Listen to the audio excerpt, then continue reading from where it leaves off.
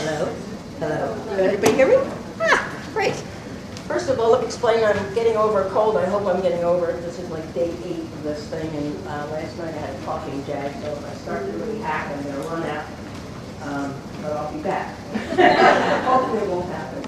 I wanted to tell you that when I started to paint, painting's been in my life forever. My mom was an artist, and we always had pencils and paper, and my grandfather was a carpenter, and he used to do some wallpapering every once in a while, and he'd come home with these unused rolls of wallpaper, and we'd roll them out on the backside from the dining room through the living room and just draw for hours, streets and cars and all this kind of stuff. So that's kind of how it started. But my first recollection is Binnie and Smith. I grew up outside of Philadelphia, and Binnie and Smith, the crayon people, came to our school when I was in first grade to give us a demonstration about the new crayons they were coming out with. And this was the box of 48s, which had grown from a box of 8s. And I tell you, I was so excited that I had to have that box of crayons. And it had a built-in sharpener on the box. And so that was #1 on my Christmas list. That's what I wanted. I think it probably was all like 89 cents at the time. And Christmas morning, there was the box. Looked just like the box. I ripped it open. I could smell the wax. And, oh my God, this was like the best. I opened it up, and there were all the crayons and their little bleacher seats with their ironic flat points on them. And I said, oh wow, all the wonderful colors, you know. And red's my favorite color. It still is. So I took out the red, and it was maroon, carnation, orange red, violet red. So I took out the red and I started to push on it like this, and then I said, no, that's my favorite, I want to save that. So I put that back in, and I took out the silver, and I realized that if I pressed a little bit harder, I could get a thicker edge, you know, but I realized too, if you press too hard, the crayon would break, and then you end up with this little piece. So that was okay, you peel the page off of it, but then you had this big wide thing where you could go like this. I put that back, and then I got the pine green, and I went like this, and then my mother came along and moved me from the dining room wall and gave me a piece of paper. That's how it all started. Huh? True story. Okay, so now you realize when I told you that story that I left out a lot of the trivial details. I only tried to make it exciting to keep you listening and understanding, and actually that's what we should do when we paint. We only wanted to give you a few of the visuals. We don't have to put everything in. Details can really make a painting boring. And so that's what I try to do when I paint. Today, this is what I'm going to paint. I took a class in Rockford, Maine, a couple years ago. And this is a picture from Maine. But I decided to take the liberty to make this a winter scene, mainly because I wouldn't have to paint the roofs, so there would be less painting. So that's what this is what I'm going to be painting. But as you can see, I've kind of made it a snow scene. So, I already drew this out. I'll go over my materials really quickly. This is a cut piece of full sheet 140 Arches rough paper, and it's cut to 18 by 24. Okay, that's that finished size right there. Normally I paint large like this, but when I experimented with this at home, this purple sky is a huge area to cover, and if you don't work quickly and you're under these lights that dry, you'll get streaks. Hold it up.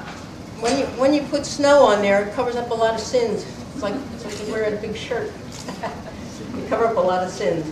And you can just put the snow wherever you've made a mistake when you're done. So snow is fun. It's messy, but it's a lot of fun. Okay, so I've drawn this out. This is a piece of gator board. These are little clips. I don't use masking tape, and I don't staple my paper down. I really don't get concerned about wrinkles and blotches and all kinds of stuff like that. I just let it go. This is a piece of styrofoam that I've taped down there. It's about 3 inches high. So that's going to be this dark. Hello? Everybody there? We all left. Yeah? Okay. Anyway, this is that little street scene. It's a side street somewhere in Rockland. And it's houses and a guy cleaning off his car. Okay, so this first house is owned by Mr. and Mrs. Tucker. And Mrs. Tucker has a very fondness for fall colors, as she loves the trees when they change. And so she said to her husband, who was doing the painting of the house, I would like my house to be orange. And he went, orange? Oh my goodness, our neighbors are going to have a fit. But anyway, she insisted. And you know, you have to make Mama happy, otherwise nobody's happy. So he started to paint the house orange. And he said, they're going to kick us out of the neighborhood with this orange house. So he remembered from his high school art class that if you mix the complement of the color with the color, it would tone it down. So he had a little blue paint left over. This happens to be magnesium blue. And he, without her knowing it, he put the blue paint into the orange paint and calmed down the orange paint.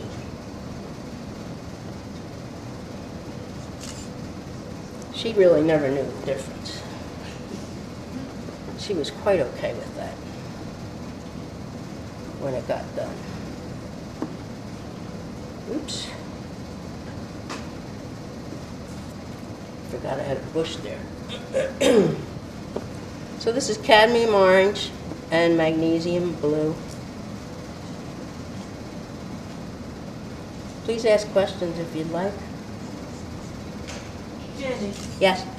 what's your theory about color and shadows? My theory? Yeah. If it looks good, do it. Quick, make one up. Yeah, I really don't have any theory. I don't know how I ended up being a colorist. I think I'd rather like to be known as a shape maker.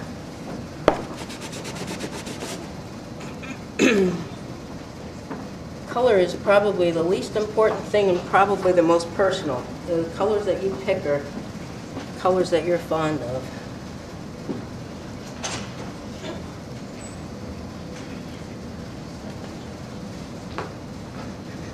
Okay, so there's Mrs. Tucker's house. Now, next door is the widow Martin. And she has an obsession, really an obsession, with the royal family. So she wanted to paint her house purple in honor of this royal family. And when I say she had an obsession, she has every commemorative plate from the royal family, from Queen Elizabeth's coronation, Princess Di and Charles's wedding, right up to Kate and Will's wedding. She's got every plate. But Mr. Martin saw this purple house going up and he went, oh no, how can we live next door to this purple house? So he went over while her painter wasn't looking and he dumped some orange paint, knowing that was the complement of lavender. He dumped some orange paint into the purple paint to calm it down.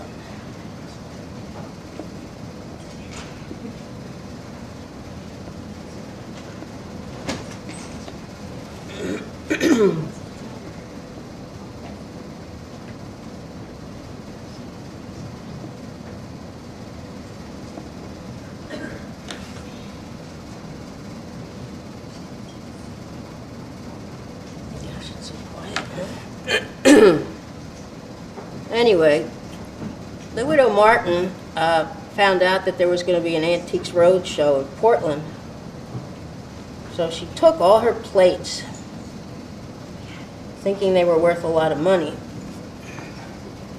And the neighbors were really hoping that they were worth a lot of money because she promised that she would paint her house the color of George's christening gown, which was an off-white. However, when she got there, she found out that the plates were worthless. They were actually worth less than what she had paid for them. So the house remains purple. Now, next door to the widow Martin is Mr. Dobbins, who is the local postmaster.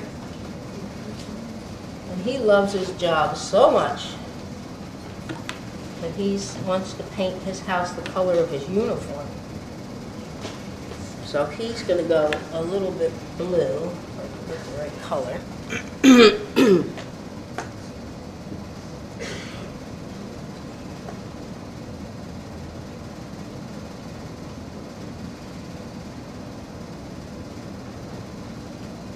Is that the only size brush you work with?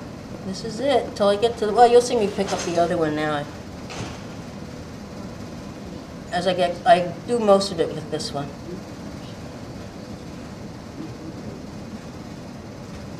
It's hard to see. I'm trying to see if I have a window there.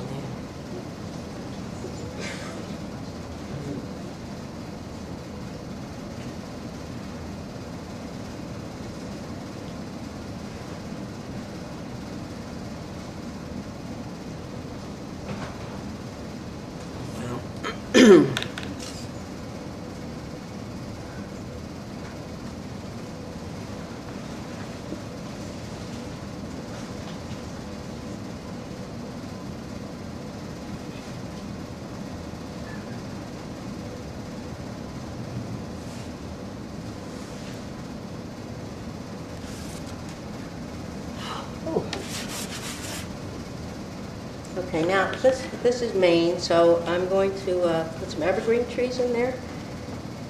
And there's an interesting story. When I had a class with Frank Francesi from Colorado, it was actually in Maine. And so he was painting up there, and he had painted something that he saw on the limo on the way over, a scene. And he said, I noticed that your evergreen trees are different than our evergreen trees. I said, what's he talking about? We always draw the Christmas trees with the things coming down like this. And he said, in Colorado, they do come down like that. But he said, here in Maine, they grow up like this. And on your way home, I want you to look at the evergreen trees. They go up, okay? So I'm going to paint Colorado trees here in Maine. They've had them transported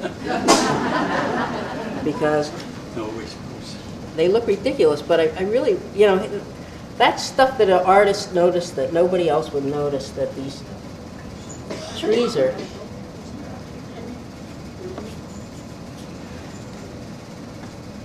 This is a sap green and a little burnt sienna mixed in.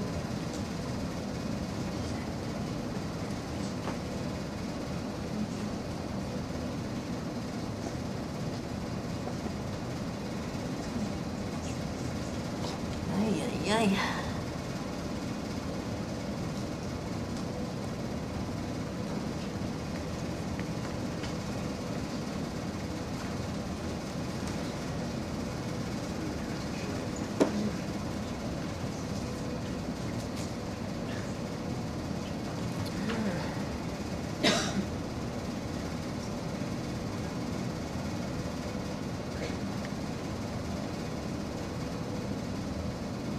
I'm not usually bent over this much, but I can't really see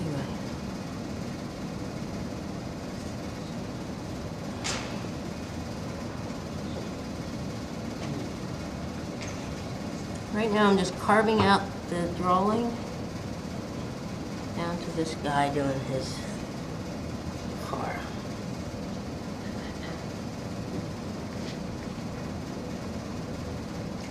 There's another tree there.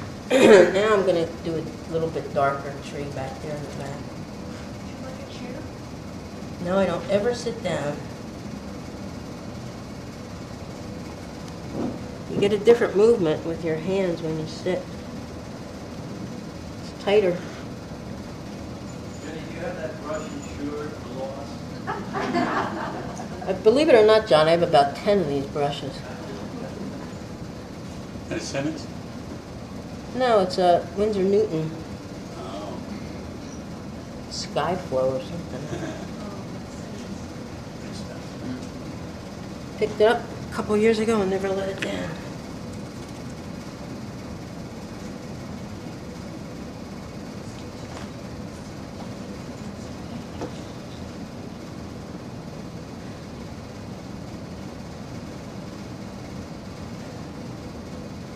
I'm doing these trees next so that it'll have time to dry so I can go back and put the sky in there. Then I'll get back to the rest of the neighborhood. Do you still always do the sky last? I try to. I think I told you that last time. Yeah. You know, last time was my first demo here. The very, very first demo I ever did. And that was 5 years ago. I've done 22 since then. You think I'd get better at it.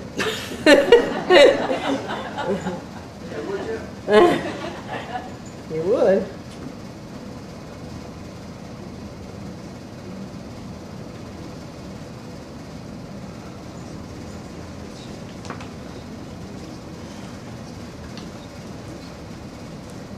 The greens that I mix up are, this is Hooker's Green Dark, Da Vinci, Ultramarine, Burnt Sienna.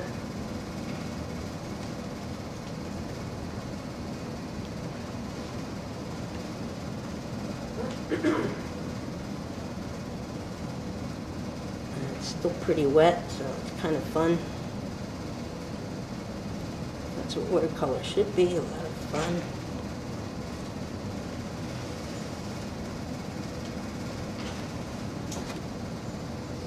All right.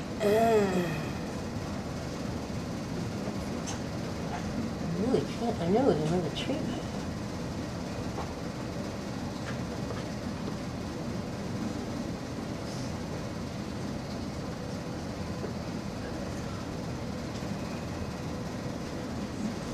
Ah, it's a wire.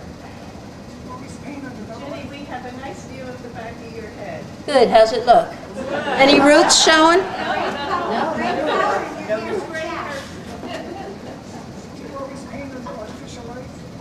Do I always paint under art? Oh, yeah, mostly, unless I'm outside.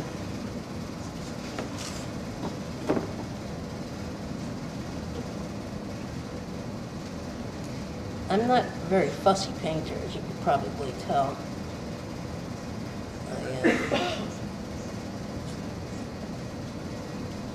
Don't really care whether things are clean or not.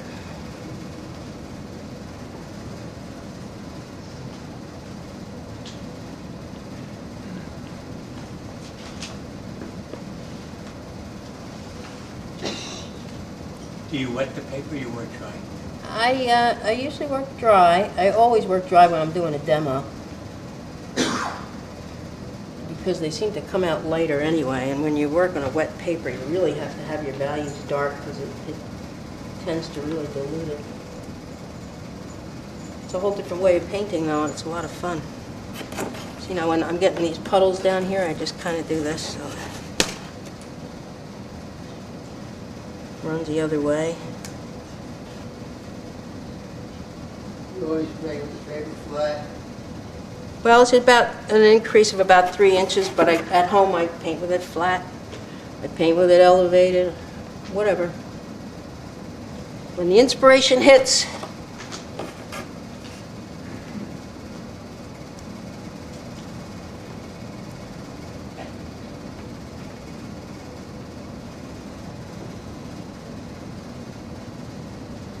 I want to tell you a funny story about when I started my website in 2008. Everything seemed to happen in 2008. That's when I did my demo here too.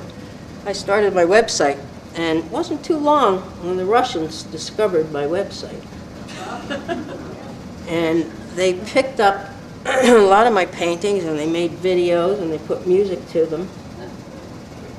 And they've been following me ever since. And it's a lot of fun to get on there at times. They literally have websites where they've picked up about 30 of my paintings. And then people comment on them. Of course, it's in Russian, so we can't understand it. But if you hit Bing Translator, you can translate some of the stuff they're saying. They offering reproductions of your work? No, so now they're trying to get me to be a Facebook friend, but I can't even pronounce their names. So this is some of the stuff they said, and this is how they translate it. So this is actually how. You might think and even believe that there is actually a bright and wonderful life. And the next person said, I really like the watercolors. Most of the houses look like people. Each house with its own face and its own character. Funny, others are sad, but all are living. I won't indifferently walk past such scenes anymore. She's probably a happy man. I guess that's why her paintings fascinate, embedded in the positive. It seems to me the artist wrote the paintings in one breath with watercolor as it should be. I feel the passion and the satisfaction from creativity, joy, and light that goes into the pictures. How I dream to paint watercolor. This technique is not easy. Thanks for the excellent compilation. And the web person wrote back to her and said, good luck. To learn to paint like this, you need to paint more. And she did a little winky face. And then this is my favorite one. Surprisingly, some of the work is done masterfully, concisely, clearly, no nonsense.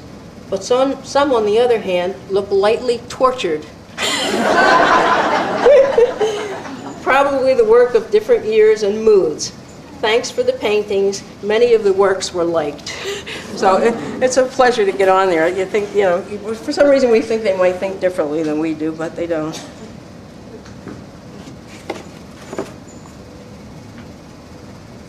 Lightly tortured.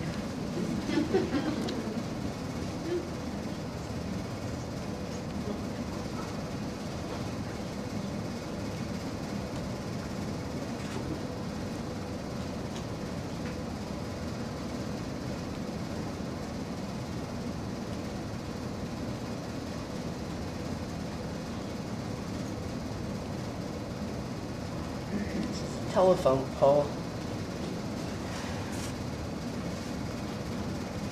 Do you ever work on a block? I don't like the blocks. I found out that the colors aren't as brilliant. I think they use some kind of a additive to them that I don't like. They really are dull. I've done experimenting where I've taken a little 9 by 12 pad of Arches and then done it on a piece of Arches paper cut, and totally different.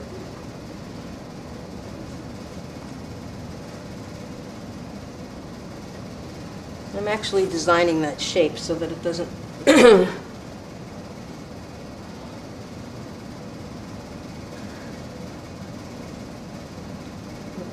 too weird.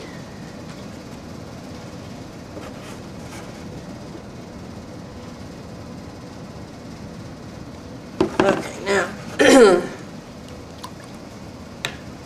that this isn't such a straight edge, I'm just going to touch it with water.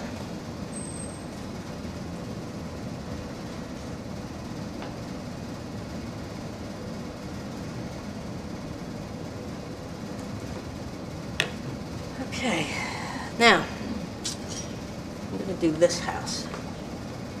In this house, I believe, Who lives there, Jinnie? this person didn't want to admit that they lived on the block, so. But you surveyed the neighborhood?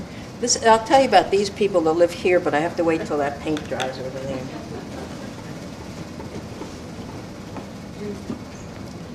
So I think, look how dull my orange dried there. You see that? Watercolor dries 2 shades darker, 2 shades lighter than it. So when you put it on and it looks right, wet, it's going to be too light dry.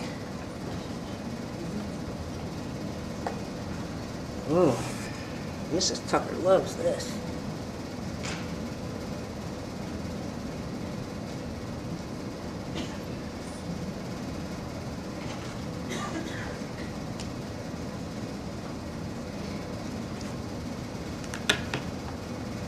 Okay.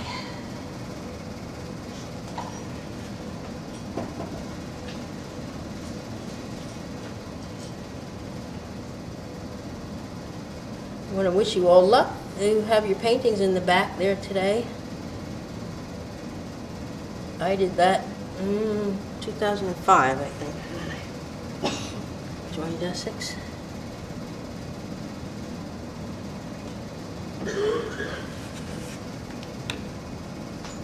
All right, this house is going to be a little yellow. Do you feel you've grown in your painting since 2005? Oh, yeah. In what way? In what way? Wow. Well, I think I kind of found a style. I didn't have that when I started out.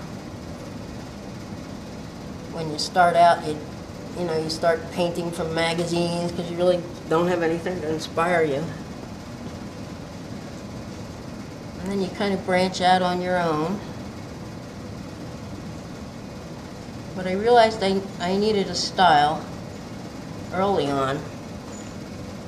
So I started the Google style and tried to figure out how to get one. It worked. And well, I found out that you don't get one. You actually get it by painting. The more you paint, the more your style will come out. Might not be a good one, but I think you definitely know they're my paintings. Yeah. Jinnie, who were your most influential teachers? Oh, I had a lot of them. What was the question? Who were my most influential teachers? Actually, I really think teachers are only as good as your readiness level as a student. Right. And many of them fulfilled different needs for me because of where I was in painting. But I think the all-around best teacher I ever had was Skip Lawrence. He just you know, hit home, and his philosophy on stuff is wonderful. And I've had a lot of classes due to my friend Nina, who's here in the audience somewhere, runs her Art Encounters workshops up in Randolph, and it's less than a mile from my house. So I was fortunate enough to take a lot of classes that she had there. Did you major in art after high school? No, didn't touch art after high school.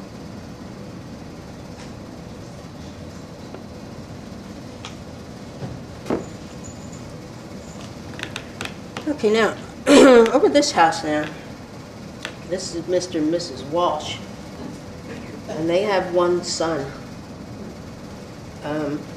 Mrs. Walsh is a quilter, so she likes a lot of colors.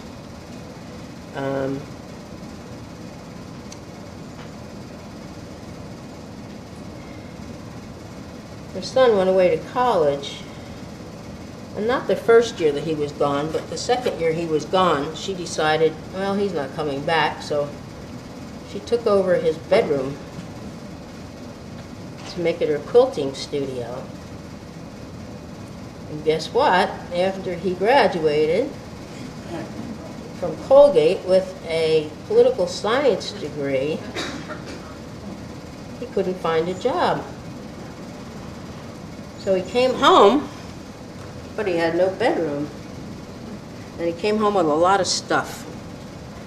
So they had to build this shed on the side of their house to hold his stuff. And this is actually him cleaning off his car. And he's really going, this really sucks. Because it's only November 10th and he's already dug his car out 3 times. And he's hoping his application that he has in Disney World to be a street cleaner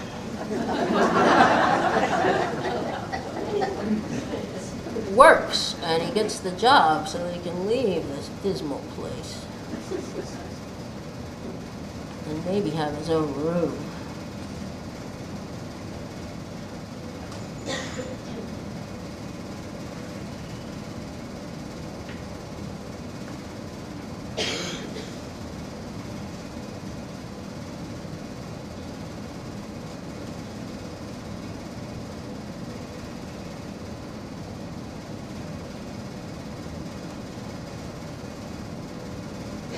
Guess we can dance for the last hour, right, Pam? Entertain with stories. Yeah. This is an hour warning. This is an hour warning? Well, my problem is I get bored if I stay on something for too long.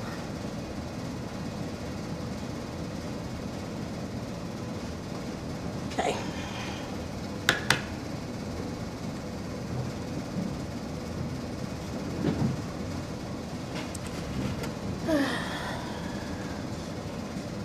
I think we forgot to mention that the painting that Jenny's doing now, or the one she has on the table to her left,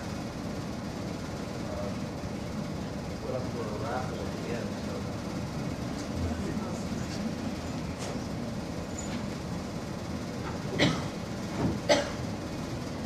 Uh-oh, that cough sounds, it doesn't sound good.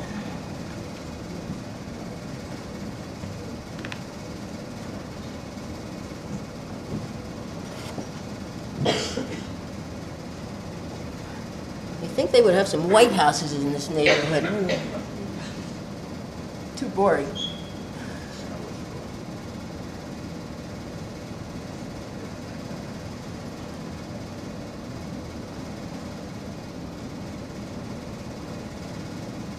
This is the son, Kevin, cleaning off his car.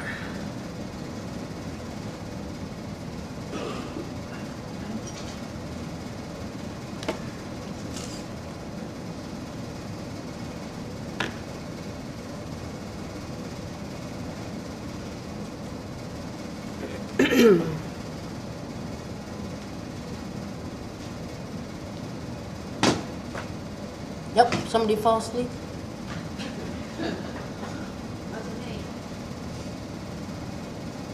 Don't surprise me.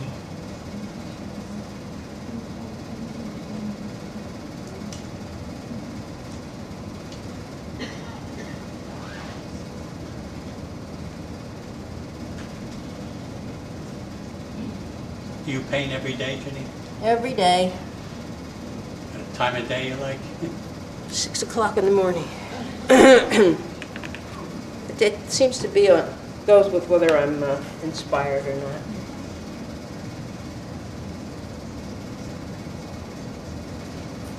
Of course, I have a lifestyle that allows me to pretty much do whatever I want to do, whenever I want to do it. How many hours a day do you spend? Hmm? How many hours a day do you spend? Only about 4. I could do one of these in 4 hours. Okay, so now these are the windows.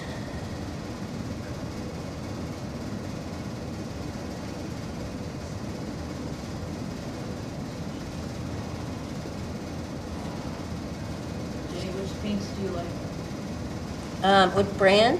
Yeah. I like them all. I started out with Winsor Newton only because that's what I knew. The only thing that I knew, and seemed to be what everybody was using. And then I had class with Don Andrews and Skip, and they both use American Journey paints. And they were a little bit inexpensive, less expensive. And they saw no difference with them, so I switched over to American Journey, which is Cheap Joe's. And then I had a class with Alvaro Castanet in Maine, and he looked at my palette and he went, "Ah! What is that?" He could actually tell by looking at them that they weren't Winsor Newton. So now when I reorder, I kind of flip all around. I have some Da Vinci's. I always experimenting every day when I paint. I'm experimenting either with a new color or a new brush. And what's your favorite colors? My favorite color? Some you use a lot. Some I use a lot. Ultramarine blue and burnt sienna.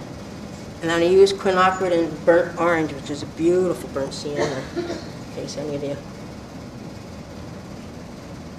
What's the name of the brand?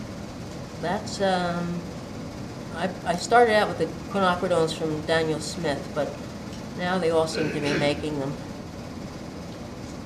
But quinacridone and burnt orange is a beautiful color. Why do I use rough? Because the cold press paper is a little bit ripply like this. The rough is more like this. Hot press is really slick. And your colors come out darker on the rough because the paint falls into the little cavities and makes it, if you think about looking at a pond where there's a lot of crevices on the bottom, it's going to look a lot darker than where the sand is just smooth on there. And it's because these paint falls into these crevices and dries in there, making the whole thing look a little bit darker. I do use cold press, but I prefer to use the rough. It is not good for portraits, so if you're a portrait painter, don't even try it.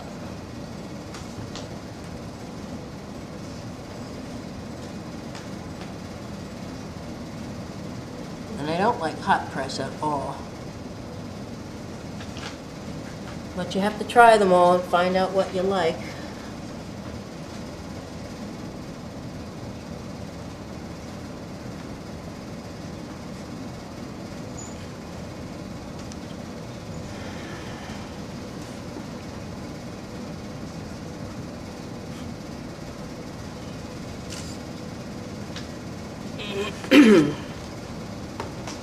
Back and look at it.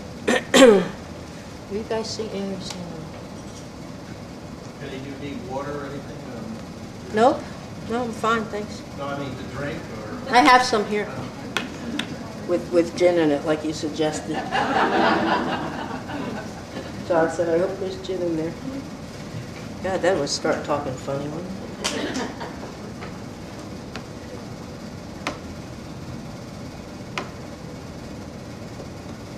You know, these are the eaves under the homes here, so.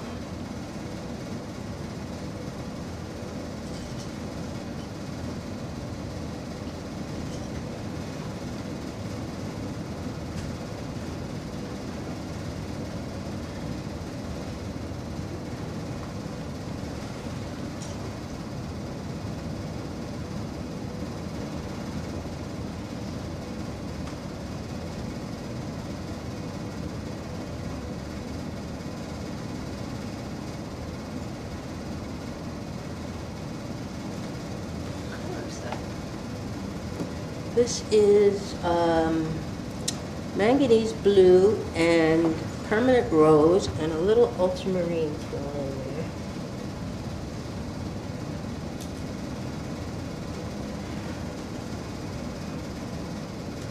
I'm going to go back in and add some excitement.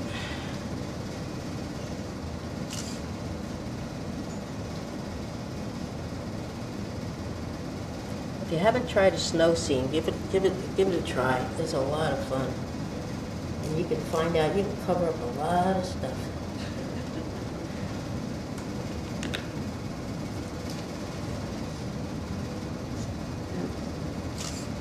I'm going to put the sky in now, only because my trees are drying. I don't know if any of you came from the northwest like I did today, but boy, is that a mean-looking sky. Is it raining? Oh, this was lavender. Oof. Really, I know we're getting a cold front, but that's ridiculous. All right, this is going to be a little bit too dark. You know, when you're doing a big area like this, always mix up more paint than you need, so you don't have to go back and try to remix it. And I'll try to paint from tree to tree so that I don't get too many spots. Well, this is just, I don't know, mud, gunk. Can you see? Oh, you can't see this. This is really just a bunch of slop that's on there. And would you usually do a sky upside down? Always. Always do the sky upside down. And the reason is? The reason is so that it doesn't run on your painting. If it runs off the paper. And I usually do them last so that I know which color to make them, but I know this is going to be a snow sky, so I know. You used to say you'd pick up a color from the rest of the painting. Yes. Yep. But in the snow scene, I know it's going to be dark. so it's okay.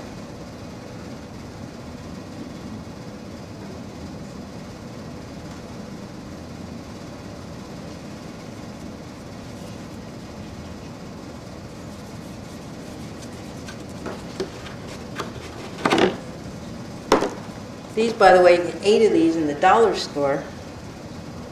What is that? Clips. Oh, Look at that. Something's there. See that? moon, it's a moon. Moon. A moon blossom. I don't know what that is.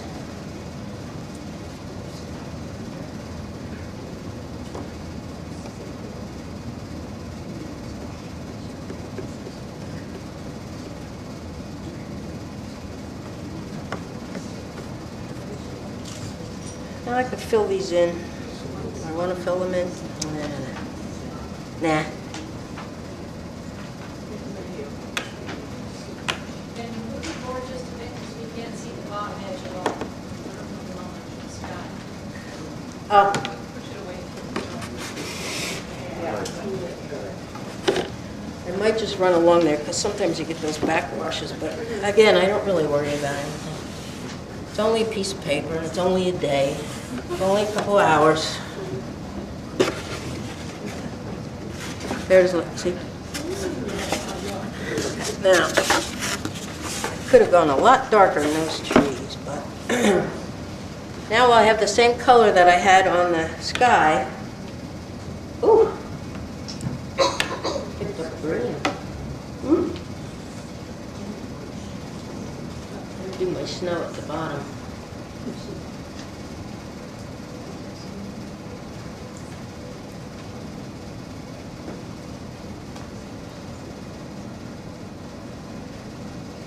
None of them have plowed yet, so this is kind of a new snow.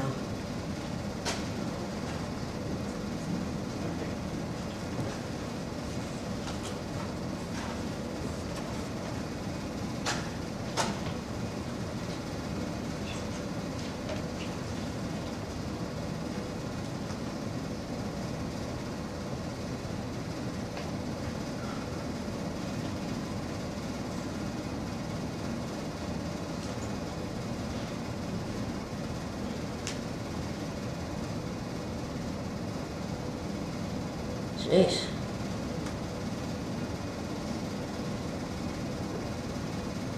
Sounds familiar.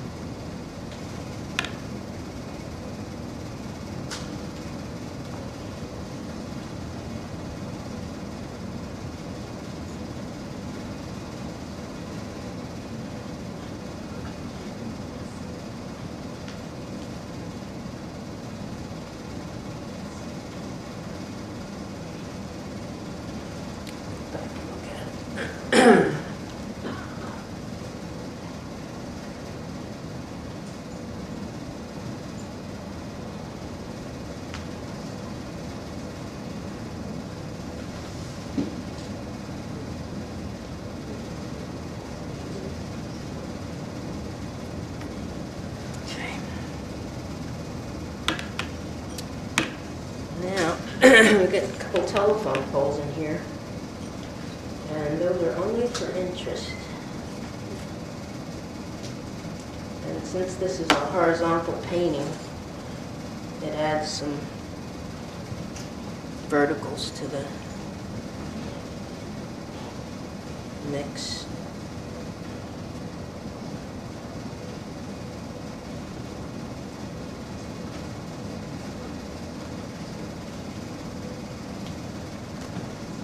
What colors do you use to make black?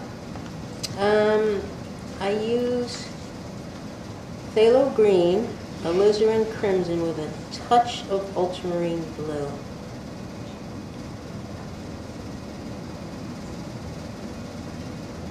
And you just keep mixing until you get the color that you want.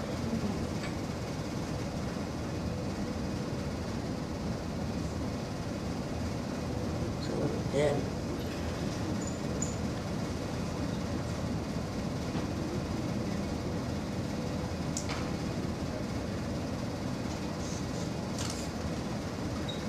Anybody sleeping? Yes. Not yet. Not yet? All right, we got some chimneys here to go. Was that the goal? Yeah. That was the goal. Unfortunately, it hasn't been met yet, but we still have time.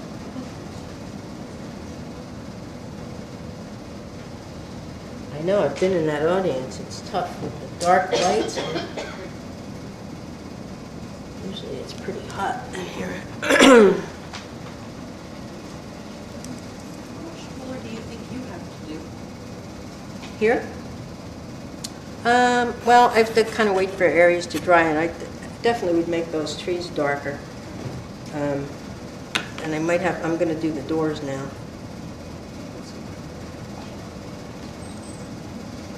Not a lot to do. Do you ever go back into a painting a few days later? No, I try not to.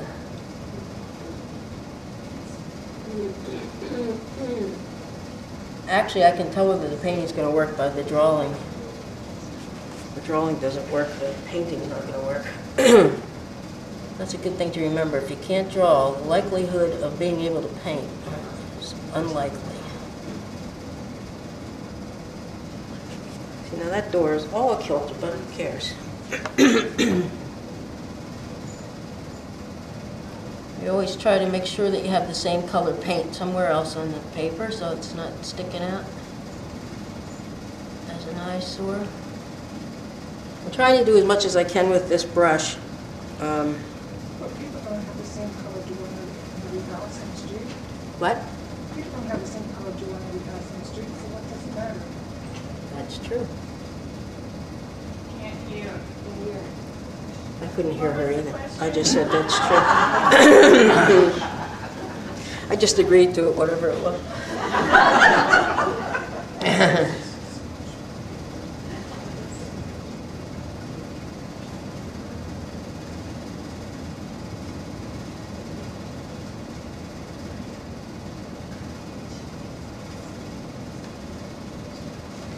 Brown doors, huh?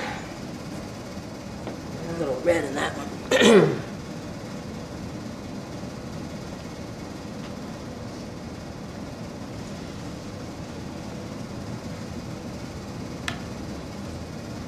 Yeah, I got yelled at when I had the class with Charles Reed.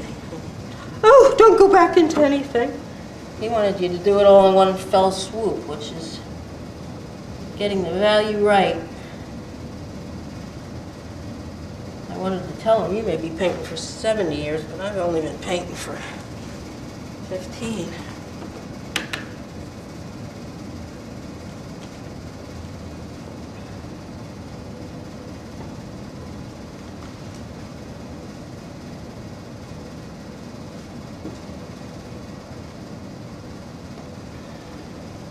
Can you say a word about your sketchbooks? Or is that disruptive? Oh, no. What would you like me to say? Do you use them daily? I don't use them daily. I haven't used them in a long time. I actually, oh, look at that, made a mess. The last time I used them was, I'm trying to remember now, where What's your question? do I use my sketchbooks a lot, daily, and I don't. I haven't taken many European trips lately, and that's when I really use them.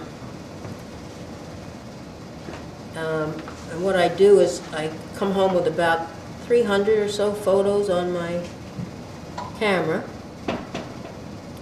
and I'll put them on the internet, and then I'll look at them and find which ones that I think I might want to paint, and then I print them out into an 8.5 by 11 like this on regular paper, and then I'll sit down with my sketchbook and I'll sketch from this photo into the sketchbook, and then when I paint the painting, I paint from the sketch, not from the photo. Each time you leave out a few more details, so it adds simplicity.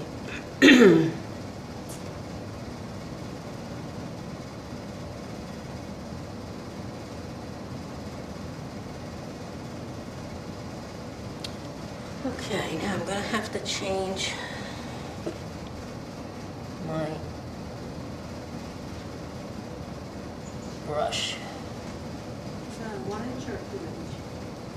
This is a 1 inch. I've tried 2, but it's just a little too big. Forgot to put my sky, my shadows on the roof.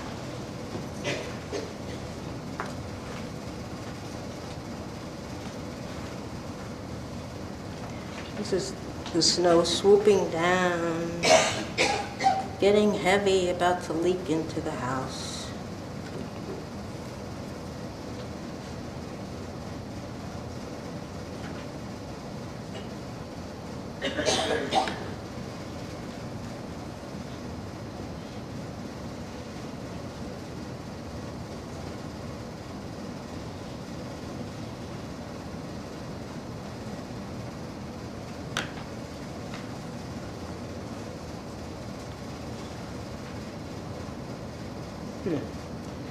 It's amazing how you can make these curls the same way you tried to do it.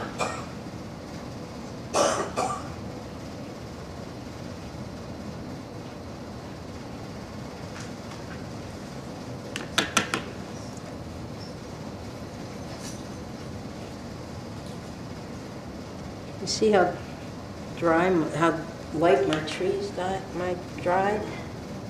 Died? What am I trying to say?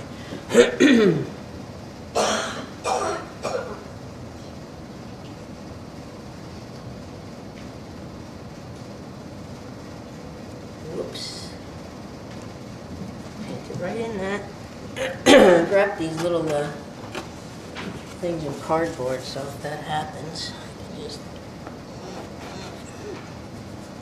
wipe it out.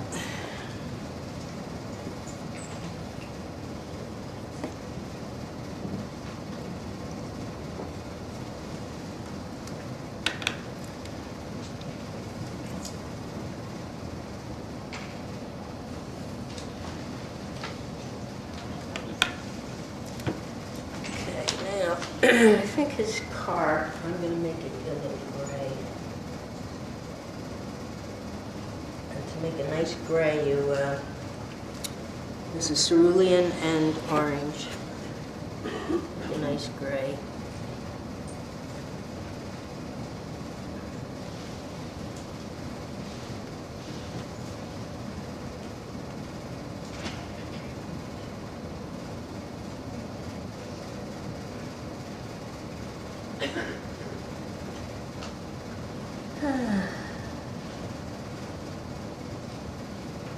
Let me see something you forgot to paint.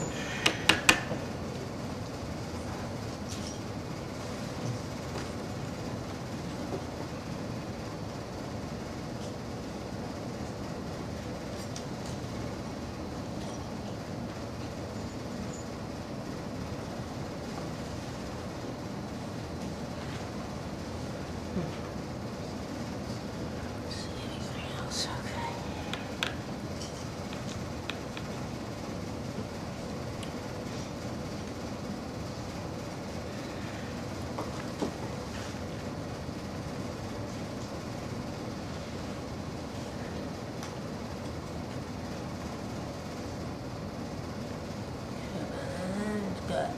pants and blue mittens.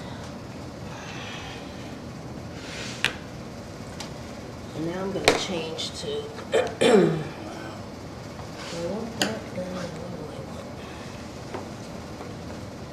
this kind of brush. This is a flat brush.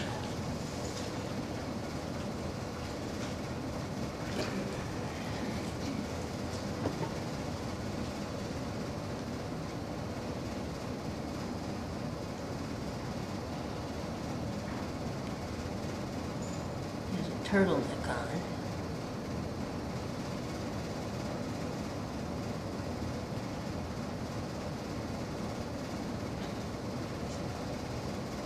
I really hate using this little brush. Hate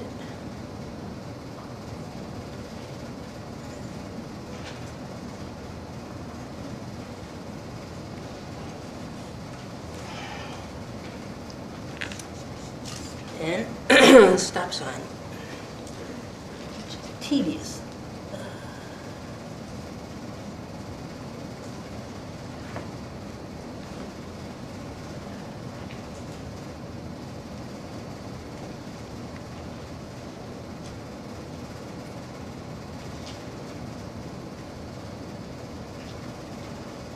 Get the point, right? That's a stop sign. He's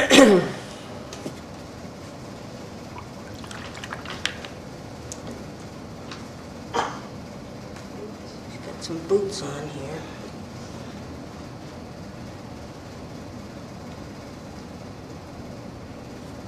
And his tires, I forgot to do the tires. Mix up some black here.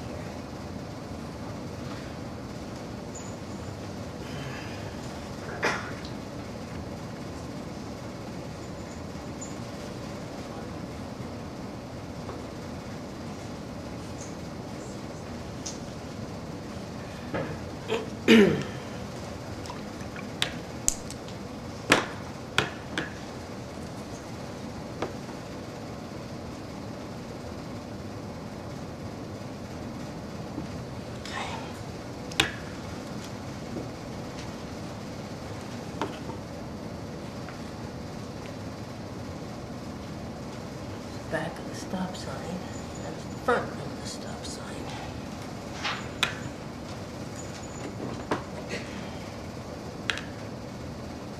Doesn't look like much now.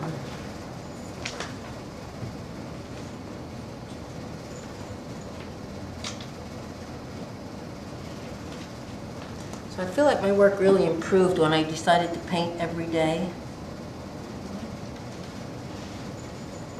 And I started that sketching. It was when things started to really take off. There weren't many teachers that I had that didn't sketch.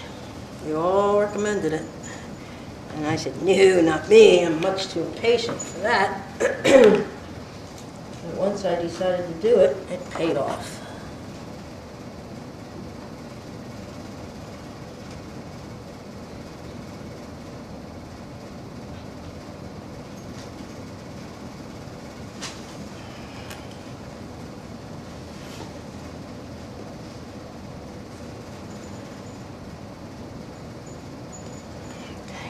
Saving the blossom. My what? You're saving the blossom What blossom? at the doorstep. Down here? Yeah. It'll be covered up with snow. That's the cheaper snow.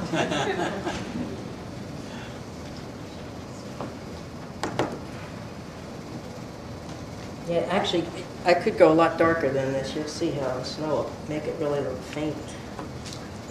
I'm going to go really back into the trees with a really dark green. This is almost black. Now, are the trees pretty dry at this point? Trees are dry.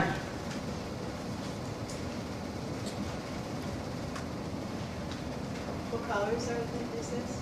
This is alizarin and phthalo green. You know, if you different mixes make it black, but if you stop, you have more green than red, you'll get dark green.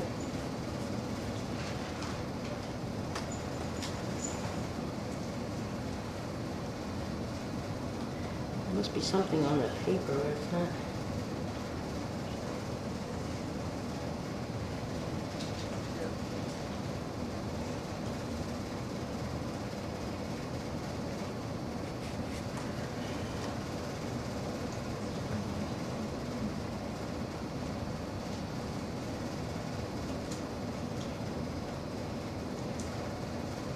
That looks better, right?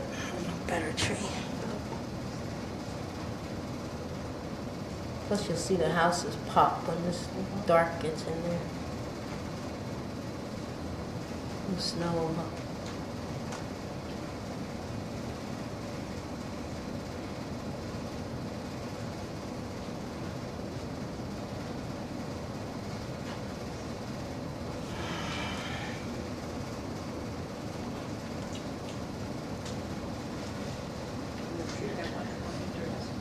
Hmm? The tree got so much more interest. Didn't it? Yeah. Jill said, and the tree got so much more interesting. Always when you alter the colors, you get a lot of interest, especially with watercolor.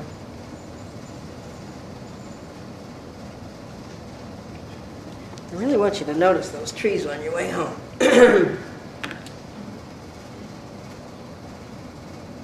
I didn't believe it till I saw it. I noticed it coming down here today, too. Literally grow up. I'm going to mix some purple into this one tree back here just to make it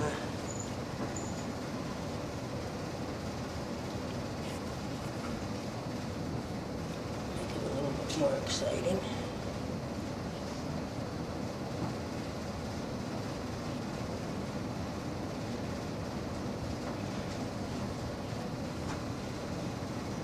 Have my hour warning yet? Oh, yeah. No? Oh, yeah. Yeah? You've got about 20 minutes. 20 minutes. Oh! I better hurry up. Time to start another. Yeah. You know, the very first class I had was with Tony Chaplin. She came by, she said, oh my goodness, you're fast. She said, you better paint two while everybody else is painting one. No good deed goes unpunished. Yeah, that's right.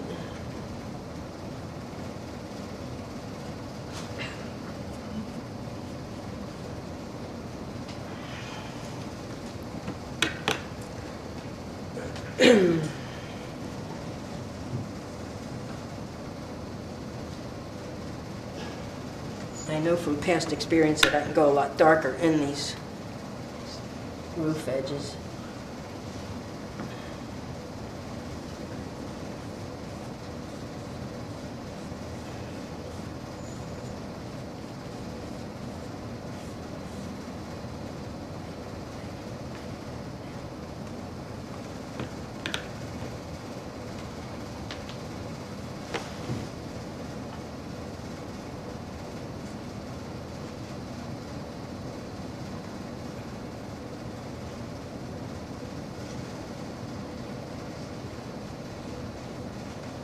I forgot to bring a hairdryer. We're gonna have to talk or something. Anybody have any questions? Somebody wanted to know how I started to paint.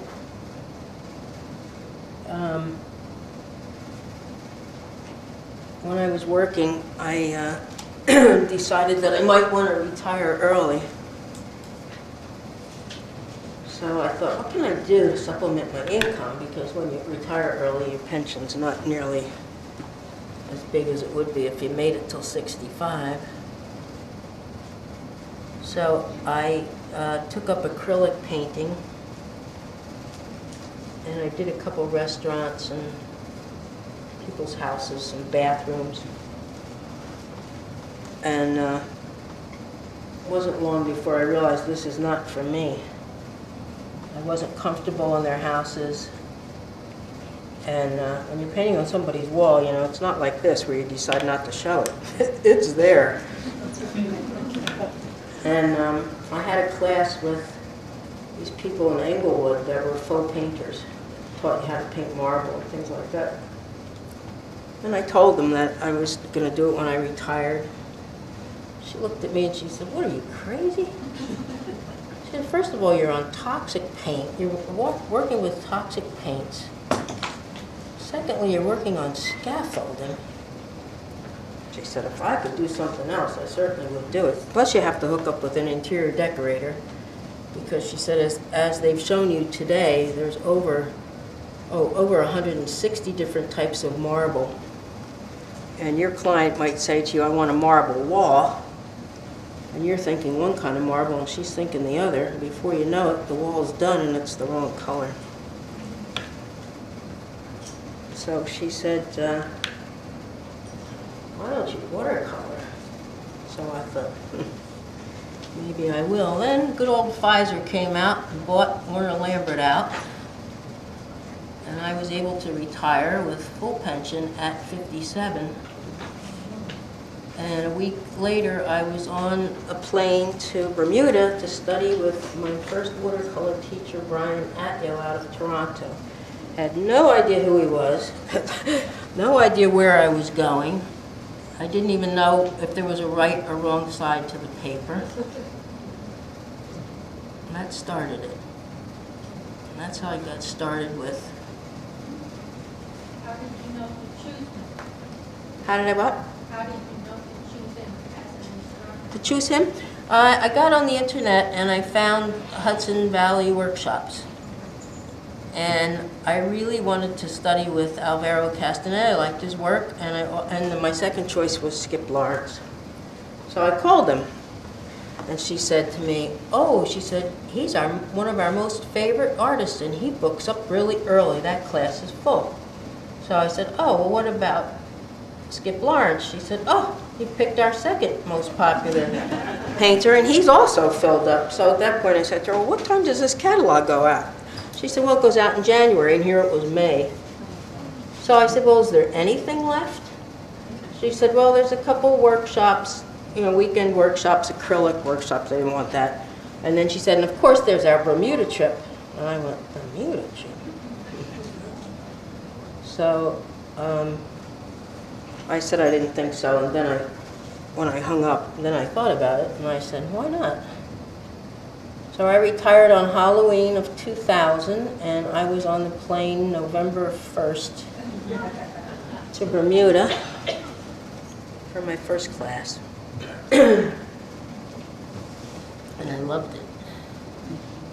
He's a great teacher, by the way. I don't think he's teaching anymore.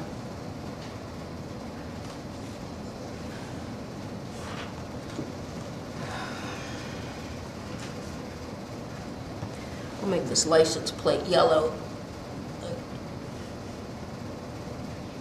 Possibly New Jersey. Okay. Now, while this overall is drying, I'm going to tone down a little bit of those windows, those white windows, with a really faint beige.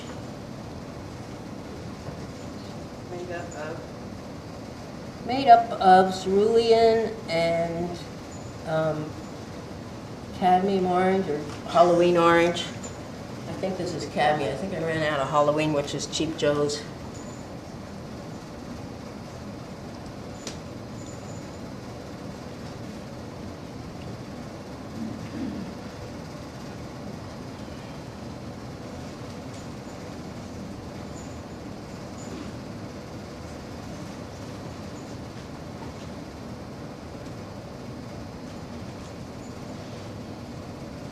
That's not what I was going to do.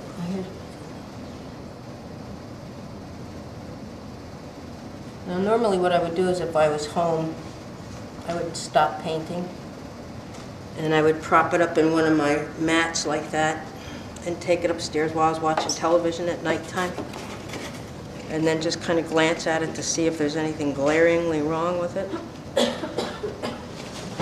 There's a lot glaringly wrong with it, but do I worry about it? No. So it's a different story if I worry about it. Is there a reason you didn't darken that one tree? What tree? That one? Yeah, because it's in the back. She wouldn't just use not as intense a color? You just No. leave it alone? I'm going to leave it like that. I think. It's when you get it done and you go, oh, why did I leave that tree? Then I'll remember. You told me to do that. Atmospheric perspective. Yeah. Well, it's also, I don't want them all to be the same. Do you paint the same subject matter frequently? I seem to go towards buildings and architecture because I like the shapes that are kind of already done for you. I'm not a people painter.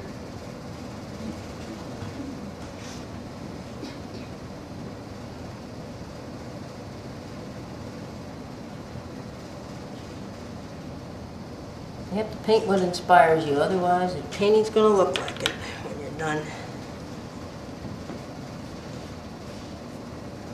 Okay, has anybody seen anything glaringly wrong with it? Okay, a couple doorknobs. Now, this is where being left-handed is difficult. I don't know if I'm putting the doorknobs on the right side or not. So, this is just an artistic kind of thing, you know, not worried about. I wouldn't know what side they went on anyway.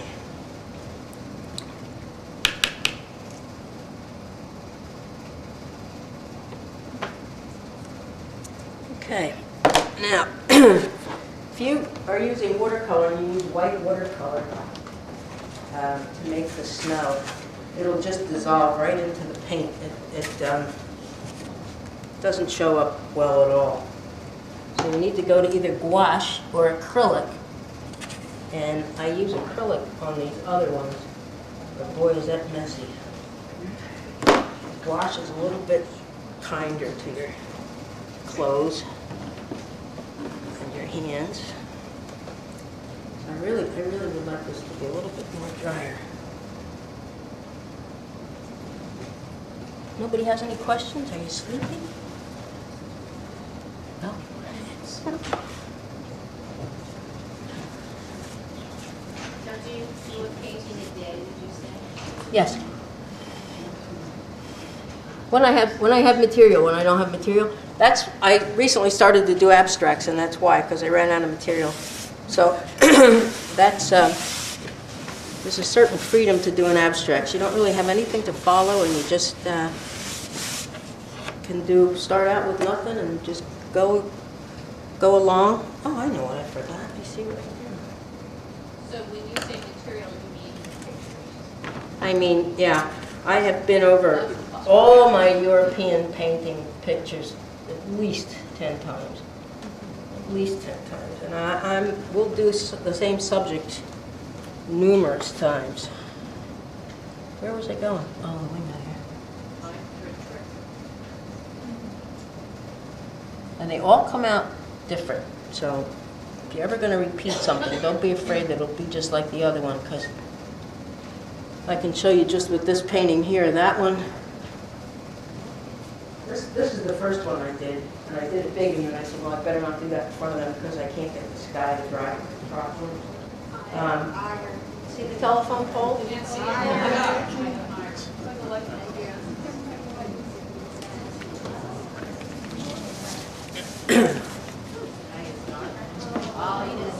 Okay, see this has the telephone poles in it? Yeah. So when I did the smaller one, over here, the one that I'm doing now, You only did one telephone. I forgot to put telephone poles in. I'd like you to So now this one has the telephone poles in it. So here's 3 different versions, all of the same thing, but all very different.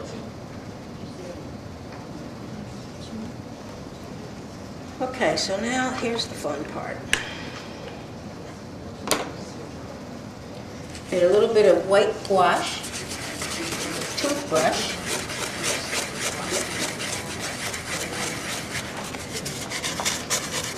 and I usually start up in this corner and go this way because I'm left-handed, but that tree is still a little wet. So is this watered down?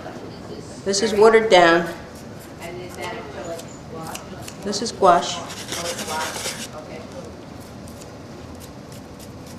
And if I get big drops, I don't worry about them. I just make more big drops.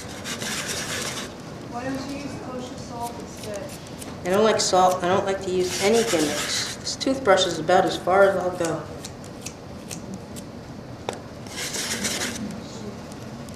I don't mind salt, but I do mind it if I know what the person's used. Sometimes when you use a lot of gimmicks, it looks like you went to the salad bar of gimmicks once too often.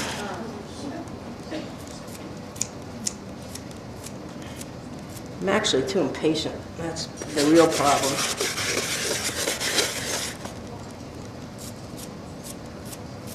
See that drop there, right where his mitten was? I'll just make more of those.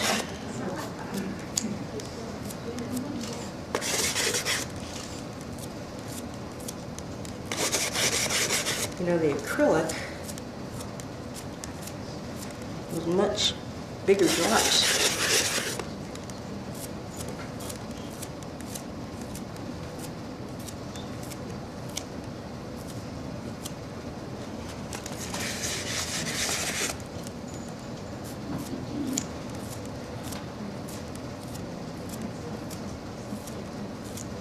Now,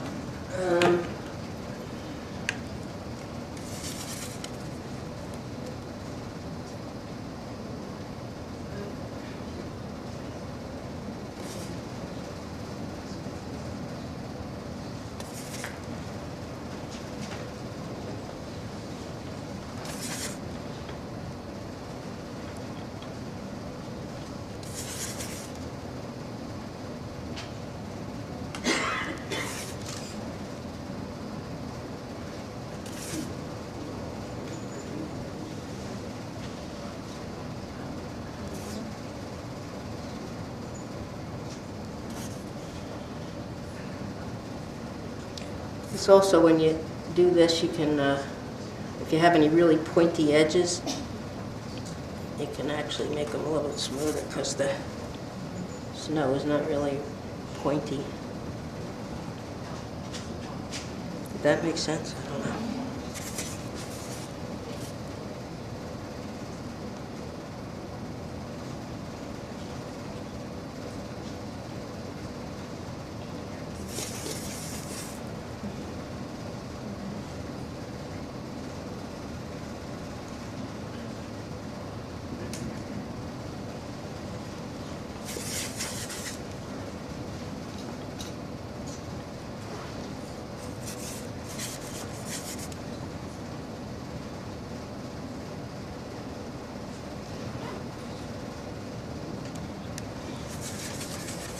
Carried away, that's for sure.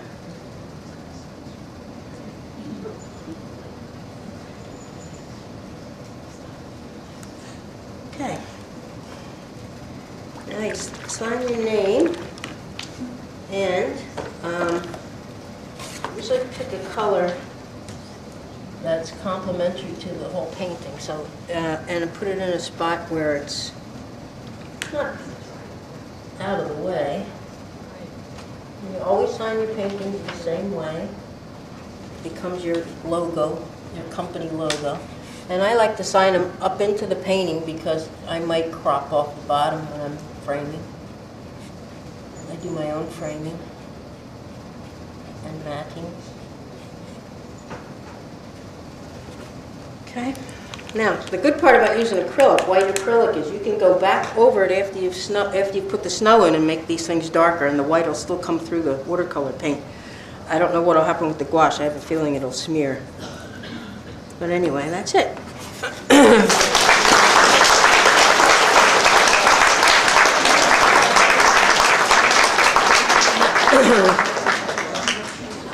Thank you, Jinnie. You're welcome. I gotta go turn the lights on.